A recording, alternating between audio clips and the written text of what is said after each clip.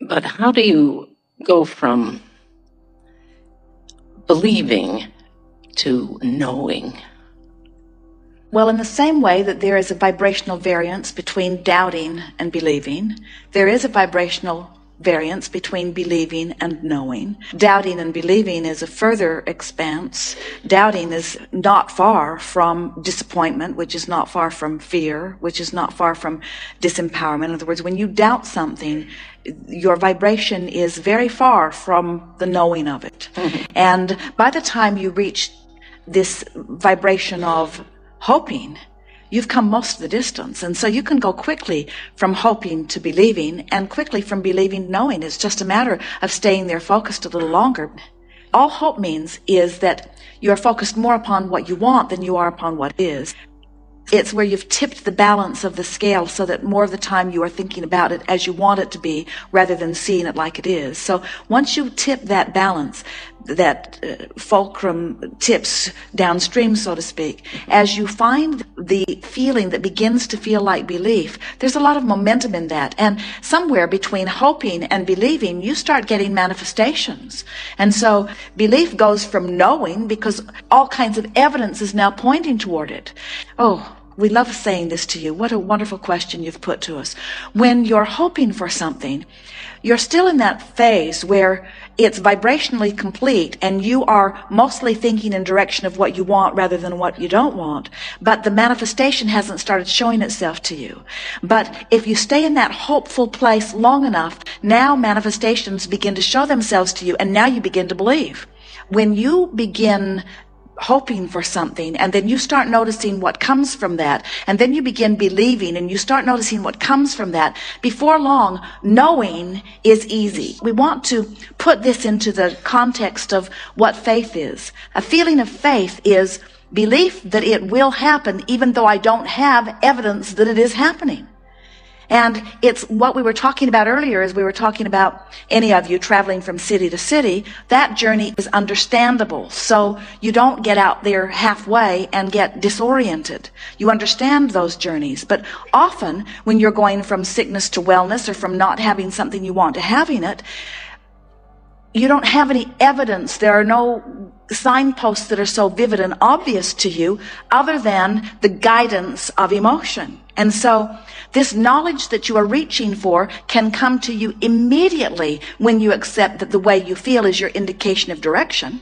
In other words, when you know that the better you feel, the better it gets, and the worse you feel, the worse it gets, that's the knowledge that you're really wanting to reach for. When you notice the absolute correlation between how you've been thinking and feeling and what's manifesting, you've got knowledge. So then something wonderful will happen, and Esther will say, I did that. That's knowledge. When something not so wonderful happens, Esther said, I did that. That's knowledge. So it's the knowing of the guidance system that we want you to focus upon. Everything that you live is a replication of how you've been feeling. Nothing happens that's separate from the way you feel.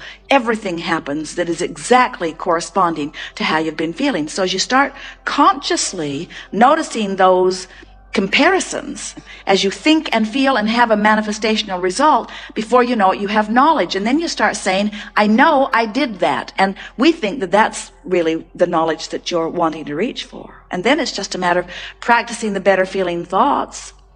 We think what trips so many of you up is that you've been trying to compare how you feel with how others have felt or how others are feeling, when the comparison that you want to make is, how does this thought feel in relationship to the thought that I just thought?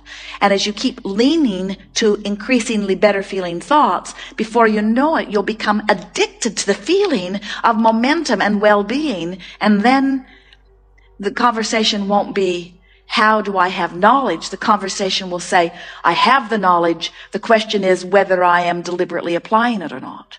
We tease Esther a little bit because she knows the difference between a thought that feels better and a thought that feels not as good. She knows. She's been practicing this for a long time. She knows a thought that feels a little better and a little better and a little better. And with deliberate attention, she can parlay any thought that feels any way into a better feeling thought. No matter how good it feels, she can make it better. No matter how bad it feels, she can make it better. She knows how to make every single thought feel better. But sometimes she does not use that as her criteria. She'll say, well, it's true. as if that has anything to do with anything. There are a lot of things that are true that you don't want to live. There are a lot of things that are true that you do want to live. Let the criteria be, how does it feel when I think it, you say. Very good. Thank you. Yes, indeed. I'd like to be specific if possible. My partner Mark and myself have this dream of, in the northern part of Ontario, in the wilderness area, to build a bed and breakfast that will offer alternative healing and spiritual renewal through being in nature. And we both have sent that out together as two people together, one desire. We talk about it, we visualized it, we've done all that. I've felt that I know it's coming. But there are times when I feel that either myself or Mark are doubting it. And so my question is, if I am really feeling that, yes, it's coming, I'm feeling very positive, and Mark is doubting, or the other way around, which one wins out? Well, as you are joined at the hip, so to speak, and creating on the same project, and let's say that you are most of the time feeling only eager anticipation about it, and your partner, let's say, is doubting quite a bit. If you turn your attention toward your doubting partner, now you're not in vibrational alignment with what you want. And so it isn't a matter of who wins. It isn't a matter of which is the stronger vibration, the one of what you want or the one of the doubting of what you want. It is a very unique thing for two people to care about each other, to be working together on a project and not influence each other to the lowest common denominator of the vibration.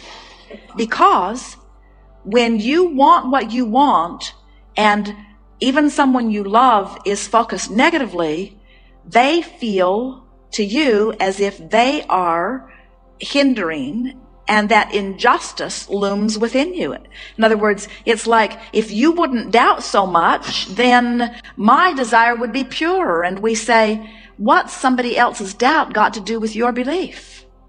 Where do you get your belief from? Them? That's a very conditional belief. If you'll believe, I'll believe. No, if you'll believe, I'll believe. No, if you'll believe, I'll believe. We say, focus upon what you want until you know it, and then what anybody else thinks won't make you buckle at the knees. So often, one partner will want one thing and another partner will want another. Let's say that you both want opposite things. Let's say you want it to be in these mountains and you want it to be at this beach, or something that feels different. And so if you're focused upon what you want and finding vibrational alignment with it completely, then the universe has to yield it to you. And if this one is focused upon what he wants and is giving his undivided attention to it, then the universe has to yield it. But what usually happens is you're looking over there at what the other one is doing, which means you're not a match. The other one's looking at what you're doing, which means he's not a match. And so now neither one of you are a match to what you want, and so neither one of you are getting what you want. You're both sort of blaming each other. So the answer to the question is, it doesn't mean diddly squat what anybody else thinks about anything, even if they are your co-creative partner in this endeavor. What they think does not matter at all unless what they think makes you feel negative emotion. If you are feeling negative emotion, then bottom line, you're not a match to what you want. And all the justification in the world, well, I didn't feel bad until you said that, but now you've said that, now I feel bad. All the justification in the world doesn't matter. The bottom line is, I'm not a match to what I want when I feel bad. So how can I hold myself in alignment with what I want? And we say, we don't understand why it is so hard for you when you've got all of the call of source calling you this way, why it's so easy for you to hear somebody in the peanut gallery calling you a different way. And we say, it's because you've tuned out to the call of source. You've forgotten what the call of source sounds like and feels like. You've forgotten that it feels like improvement. You're off trying to find truth and valor and all of those other things. You're getting your marks on all kinds of other charts, and you've forgotten that good feels good. It always feels good. When you love, it always feels good. When you expect good things, it always feels good. When you anticipate good things, it always feels good. When you doubt, it always feels bad. When you criticize, it always feels bad. When you look at what you don't want, it always feels bad, you say. Thank you. Very good.